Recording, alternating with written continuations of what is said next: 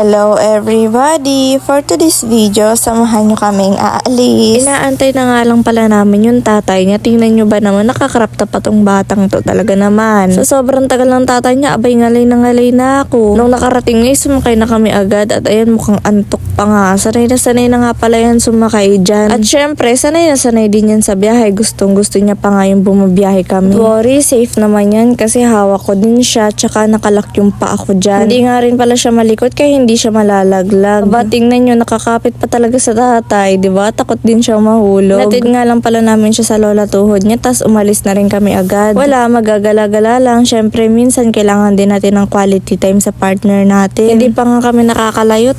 Ayan na, naplatan na naman. Lagi na lang nagkakaaberya pag umaalis. Ano ba yan? Ilang minuto nga rin pala yung inantay namin dyan. Grabe, inaabot na kami ng gabi. Talaga naman.